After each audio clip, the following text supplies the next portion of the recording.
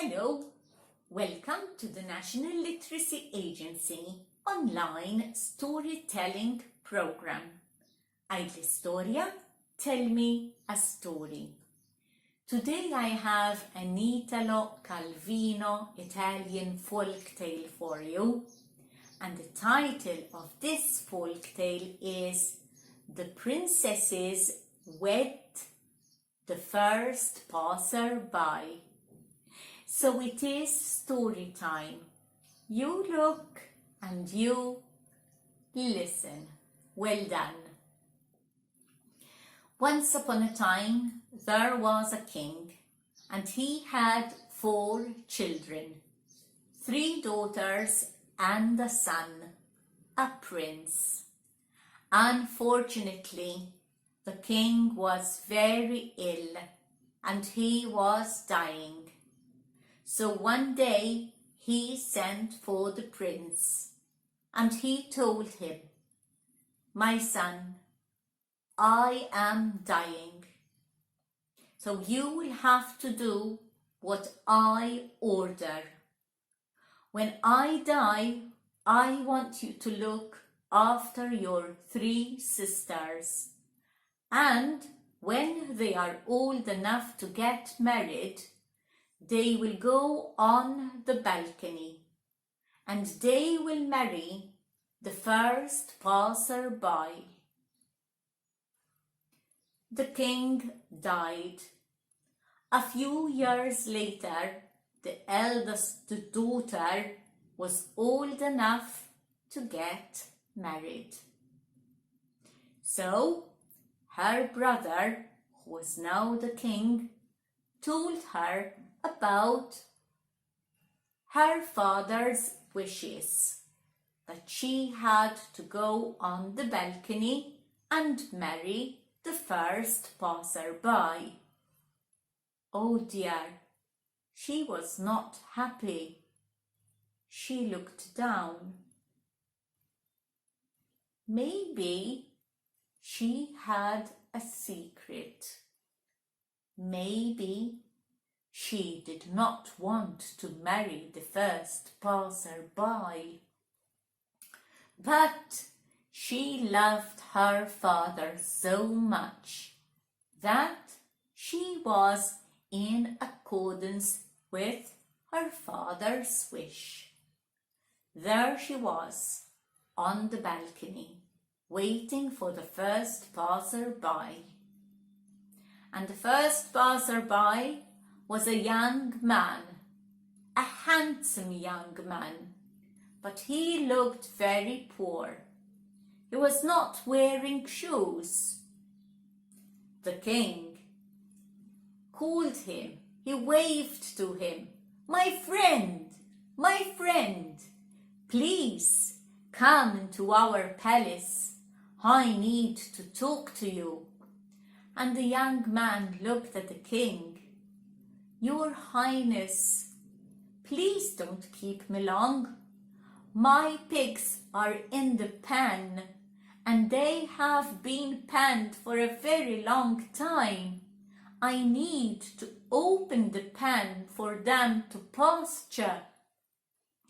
But the king said that he would not keep him long.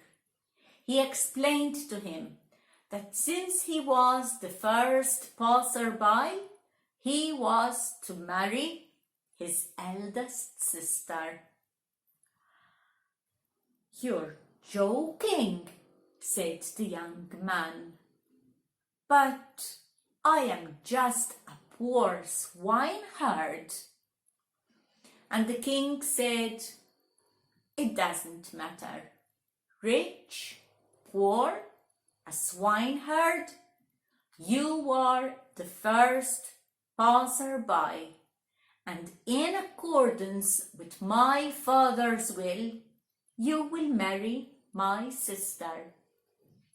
And so the eldest sister left the palace to marry the swineherd. Time passed, and the second sister was now old enough to marry. She too was on the balcony, and like her sister, She too was sad. She looked down.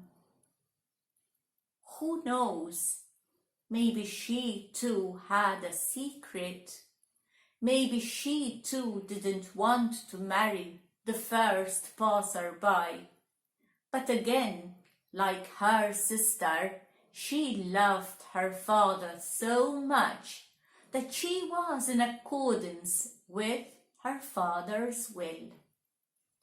The second passer-by was a young man. He was very handsome. He looked poor, and the king called him, "My friend, my friend, please come in. I would like to talk to you." And the young man said, "Your Majesty, please don't keep me long. I am a fowler and I have snares all over. I want to see if there are birds." But the king said that he would not keep him long. He explained that as he was the first passer-by that day, he was to marry the middle sister. "You're joking, but I am just a poor fowler," he said. And the king replied, "But it doesn't matter. Rich, poor, a fowler, this is all in accordance with my father's will. So you will marry my sister." And his sister left the palace to marry the fowler. Time passed, and the youngest sister was now old enough to marry. Oh, how sad her brother was. He loved his youngest sister so much. But there she was on the balcony, waiting for the first passer-by. And the passer-by was a young grave digger. my friend, please come into our palace. I need to talk to you." And the grave digger went into the palace. The king explained that as he was the first passer-by on the day, he was to marry the youngest sister. "Tell me that you're joking," said the grave digger. No, I am not. This is all in accordance with my father's will." And so the youngest daughter left the palace to marry the grave digger. The king was very sad. Even though the palace was all for himself, it was all to himself, he just looked around. He said, "All this is mine." But it didn't work. He was so sad with his sisters gone. So he thought, what if I too go on the balcony and marry the first passer-by? And so he did. There he was on the balcony. And as he was on the balcony, an old woman passed by. She had a bundle of clothes, and she was going down to the river to wash the clothes. And the king said, "Stop, stop." And the lady looked up. She said, "No, I won't stop. I need to go to the river and wash this bundle of clothes." And the king said, I order." And the old lady looked at him straight in the eyes, and she let out a curse. "Oh, you dare to bully an old woman. Go and look for lovely Florette." And as she said the name Florette, something happened to the king. Florette, Florette, Florette. It all went up to his mind. And all he could think of was Florette. He took his horse, he left the palace, and he travelled. And he asked for Florette, Florette, Florette, Florette who nobody knew. But who was Florette? 3 years it took him, 3 whole years. And one day, as he was on his horse, he passed by these pens full of pigs, pigs, pigs, pigs, pigs. And at the far end was a palace. So the king stopped and he knocked on the door and said, "Hello, hello, is there anybody inside? I need shelter for the night." And the door opened, and a beautiful lady came out. She looked at him and she said, "My brother!" It was his sister.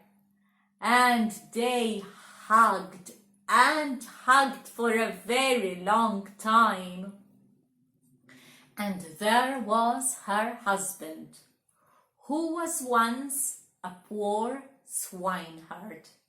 But today he was rich, he was well dressed, he had a palace, he was a lord. "Come in, my brother," he said. "Come in. What brings you here?"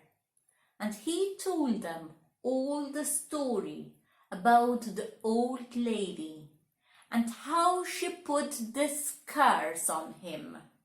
And all he could think of was Florette, that he travelled for 3 years but couldn't find no Florette.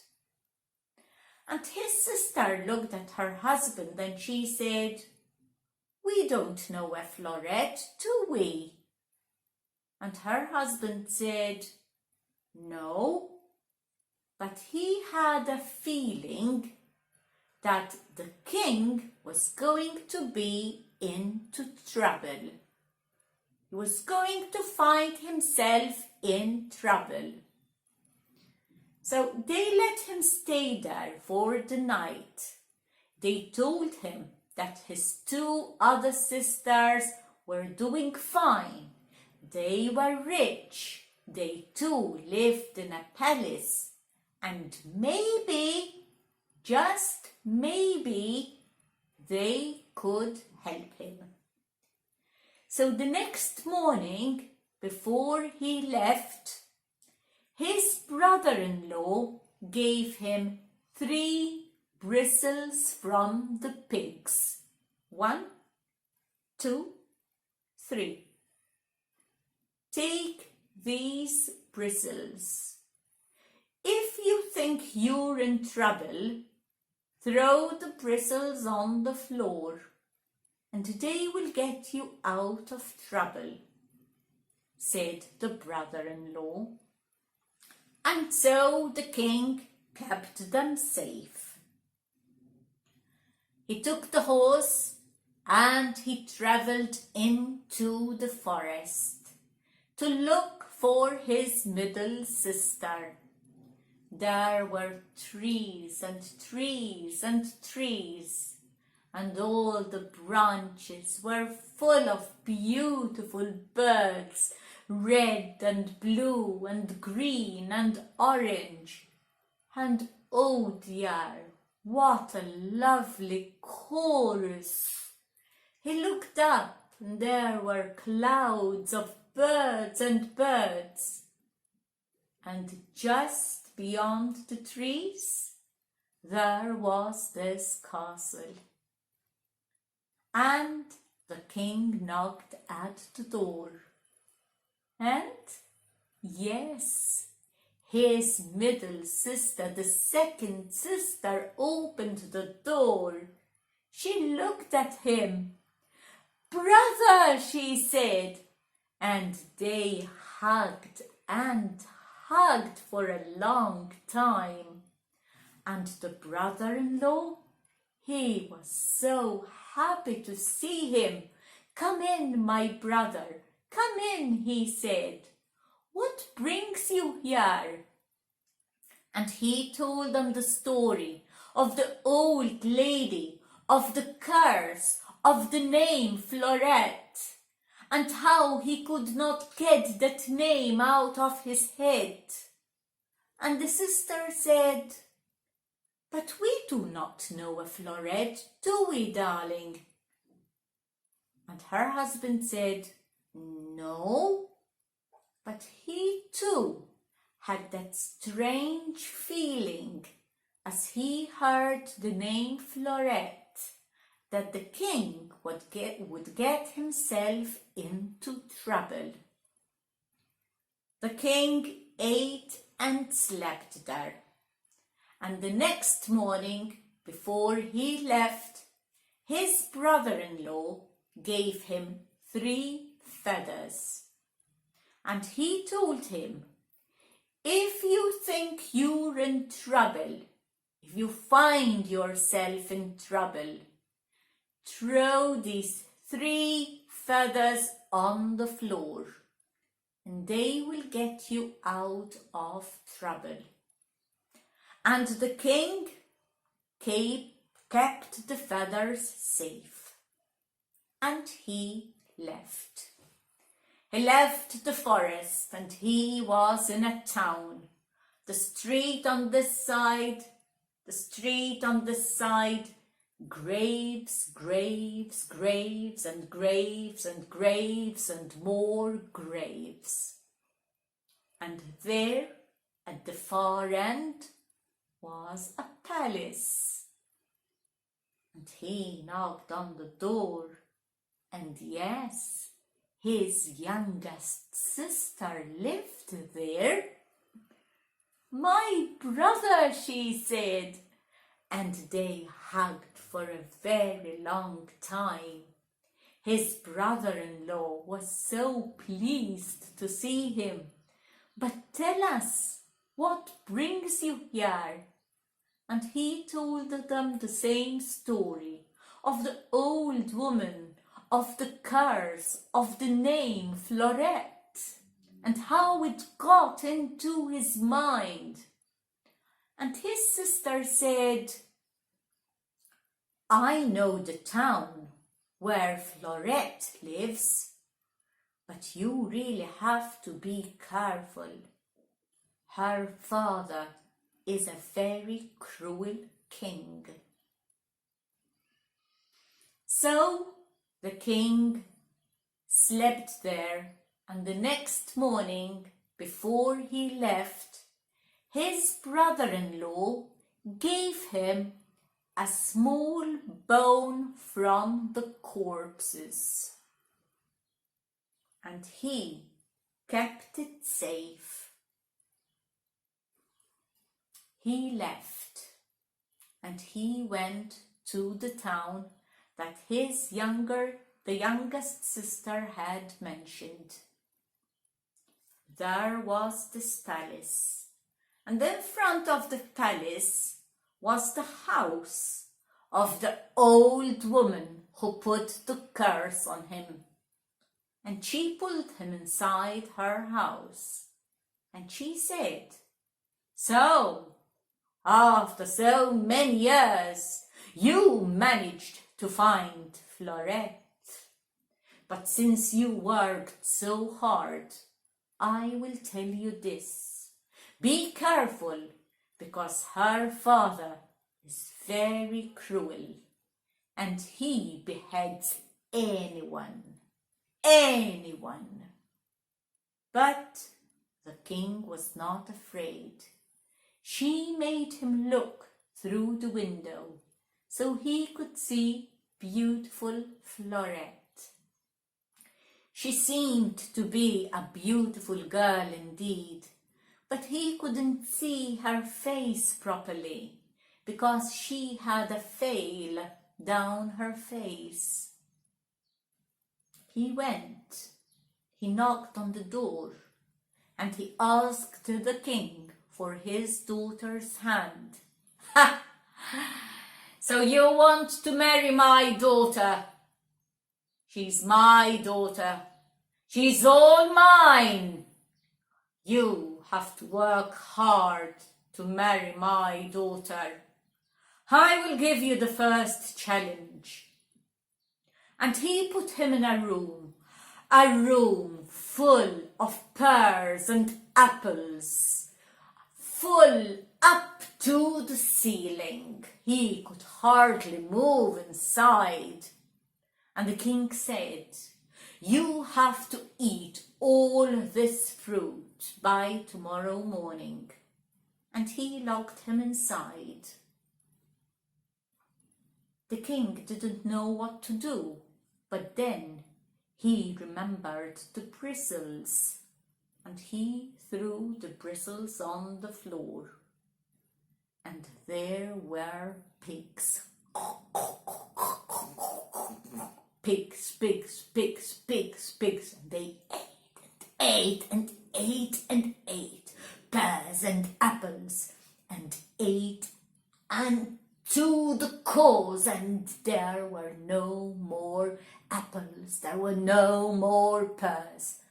The room was clean, spick and span. And in the morning, when the king went inside, he said, you did your utmost. You will marry my daughter, but here is a second challenge. I want you to put my daughter to sleep, listening to the sweetest music, to the sweetest bird's music. And the king, like a little child, said, okay. And the king left him with his daughter lying there on the sofa. The king took the feathers and he threw them on the floor, and so many birds filled the room. Birds, yellow, green, blue, with a beautiful chorus, a beautiful lullaby that put the princess to sleep, and she slept till morning. And then all the birds were gone. And when her father came in, she was still asleep. And he said, oh yes, you and my daughter will marry. And so they did. But one fine day, the king said, I want to give you another challenge. By tomorrow, I want you to have a child. I want you to have a child that says, Mama, Papa. The king did not worry. Like a little child, he said, okay. The king left the room. His wife was sleeping, and the king took out the bone from the corpses, and he dropped it on the floor. And there was the sweetest child, a little boy who said, "Papa, Mama." And the next morning he ran to the granddad, the king, and he said, "Papa, Mama." He was holding a gold apple in his hand, and when the king heard the child say, "Papa," he just lifted the little child and hugged him. And the child, he insisted that he wanted to put the apple on his granddad's head. And so granddad let him. And he took off the crown and he gave it to the king. And now the king had 2 crowns. Oh, what a feast! What a feast they made! And the swineherd and the fowler and the gravedigger and the sisters and all the people in the village were all invited to cheer. How happy everybody was. And that is the end of our folk tale today. So you see, they were all poor. But that doesn't matter, does it? The man loved their wives. The wives loved their husbands. And the brother-in-laws, they respected the king so much. And with some help from the sister, yes, the king managed to marry Florette. So that is the end of our story today. I do hope that you have enjoyed it. So until we meet again next time, bye-bye for now.